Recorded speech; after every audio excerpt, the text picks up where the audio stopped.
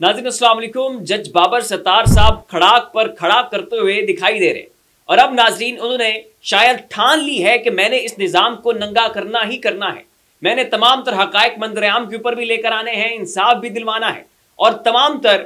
ये जो लिहाफ है ये उतार के इस पूरे निज़ाम को पूरे पाकिस्तान के सामने रखना है कि जनाब चल क्या रहा है। यहाँ पर जजेस को कैसे डराया जाता है, कैसे धमकाया जाता है, कैसे मनपसंद के फैसले दिलवाए जाते हैं। और नाज़रीन जज बाबर सत्तार साहब की जो पर्सनल डॉक्यूमेंटेशन लीक की गई थी सोशल मीडिया के ऊपर, उनकी ट्रैवल हिस्ट्री डाल दी गई थी, उनके एसेट्स की डिटेल्स डाल दी गई थी, उसके ऊपर उन्होंने तौहीने अदालत लगाने की दरख्वास्त जो है वो सुप्रीम कोर्ट में दायर की थी। और जो उनके साथी जजेस थे इस्लामाबाद हाई कोर्ट के अंदर, उनसे भी कहा था कि मेरे खिलाफ जो जुल्म हुआ है, ज्यादती हुई है, जो लोग जिम्मेदार हैं उनके खिलाफ तौहीनी अदालत की कार्रवाई का आगाज करें।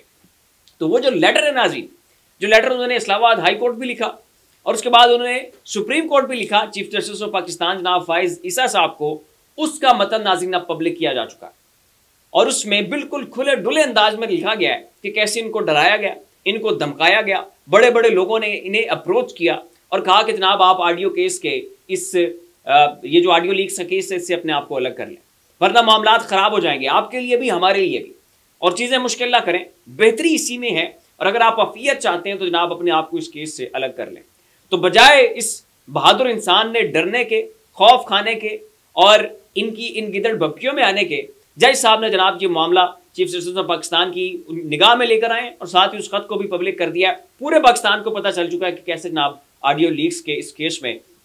बाबर सत्तार साहब को इन्फ्लुएंस करने की कोशिश की गई है और उन्हें डराने और धमकाने की कोशिश की गई है। ये नाज़रीन उनके खत का मतन जो है वो भी मैं आपको पढ़ के सुनाता हूँ, लेकिन थोड़ी सी मैं हिस्ट्री आपको बताता चलूँ कि ऑडियो लीक्स का जो केस है वो जस्टिस बाबर सत्तार साहब की अदालत में लगा हुआ है, वो इस केस की समाअत कर रहे हैं। और ये केस जो है वो बुनियादी तौर पर उन ऑडियो लीक्स के बारे में है जो खान साहब की लीक हुई हैं, जो साबका चीफ जस्टिस ऑफ पाकिस्तान थे उनकी ऑडियो लीक्स थी, उनके बेटे की ऑडियो लीक्स थी, मुश्तरा बीबी की कुछ ऑडियो लीक्स थी। तो वो मजमूई तौर पे जो केस नाज़रीन इस वक्त इस्लामाबाद हाई कोर्ट में चल रहा है और बाबर सत्तार साहब उस केस की समाअत कर रहे हैं। और इसी दौरान नाज़रीन जो FIA है, जो पैमरा है, आपका जो IB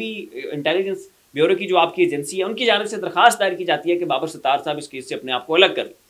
वो अपने आप को इस केस से अलहदा कर लें, क्योंकि आप मुतराज़े हो चुके हैं, आप हमें जनाब काबिल कबूल नहीं हैं, हम आपके ऊपर एतमाद करते हैं, हम जनाब आपसे सेटिस्फाइड नहीं हैं, अगर कोई और जज होगा तो हमें इम्कान है कि जनाब हमें इंसाफ मिल सकता है, लेकिन आपने इस केस को नहीं सुनना। ये वो दरखास्तें नाज़रीन जिन तमाम तरह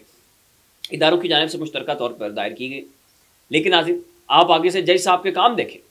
एक दरखास्तें दायर की जाती हैं, फिर उन्हें सेपरेट से अलग से मुलाकातें करके कुछ एजेंसियों के बड़े बड़े अहदेदार जो हैं वो आके मिलते हैं और वो अलग से डराते धमकाते हैं।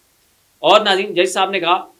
कि जनाब ये यहाँ पे नहीं चलना, तो ना सिर्फ उन्होंने वो दरखास्तें खारिज कर दी बल्कि इन तमाम तर ये जो एजेंसियाँ थीं या इदारे थे उनको 5-5 लाख रुपए जुर्माना कर दिया।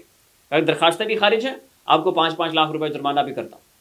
और ख़बरदार आइंदा मेरे ऊपर किसी ने उंगली उठाई और मुझे ये कहा कि मैं मुतनाज़ जज हूँ, मैं इंसाफ करूँगा, ये केस मेरे पास ही चलेगा और मैं बताऊँगा कि कैसे जनाब आप लोगों की ऑडियो टैप करते हैं, कैसे लोगों के घरों को बग किया जाता है, कैसे वज़ीर आज़म की ऑडियो जो है वो आप रिकॉर्ड करते हैं। और फिर जब उन्हें डराया धमकाया गया, उस नाज़रीन खत का मतन जो है वो जनाब पब्लिक हो चुका है, वो मैं आपको पढ़ के सुना देता हूँ। इस्लामाबाद हाई कोर्ट के जस्टिस बाबर सत्तार ने मुदाखलत की निशानदेही करते हुए चीफ जस्टिस को लिखे खत में इंकशाफ किया है कि ऑडियो लीक्स केस में मुझ पर पैगाम दिया गया कि जनाब आप पीछे हट जाएं। सिक्योरिटी इस्टेब्लिशमेंट के टॉप ऑफिशियल की तरफ से यह पैगाम मुझे मिला कि आपको पीछे हटना होगा वरना संगीन नतायज होंगे। पैगाम में कहा गया कि सर्वेलेंस के तरीक़ेकार की सिक्योरिटी करने से पीछे हट जाओ। मैंने इस तरह के धमकी, आगे जज साहब का जवाब सुने नाज़रीन, उनका कहना था कि मैंने इस तरह के धमकी आमेज हरबे पर कोई तवज्जो नहीं दी और ना मैंने ये समझा कि इस तरह के पैगामात से इंसाफ के अमल को ये नुकसान पहुंचा सकते हैं। ये अपने इन हरबों से तरीके इंसाफ के केसेस को मुतासिर करना चाहते थे, मुझे डराना चाहते थे, मुझे धमकाना चाहते थे और इन्हें यह लगता था कि ये मुझसे अपनी मनपसंद के फैसले दिलवा सकेंगे।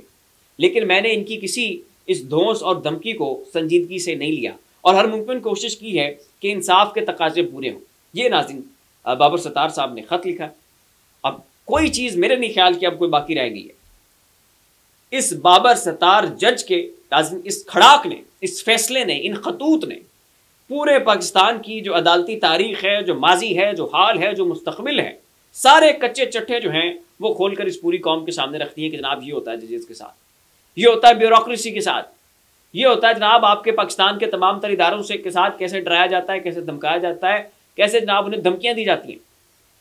और नाज़रीन सल्यूट इस बंदे को, इसने जो है वो प्रेशर लेने से इनकार कर दिया है। तो ये क्रेडिट नाज़रीन को जाता है कि पाकिस्तान की सयाह तरीन जो अदलिया की तारीख में, उसमें अगर कोई एक रोशन बाब मौजूद है तो वो जनाब बाबर सत्तार साहब की शक्ल में मौजूद है।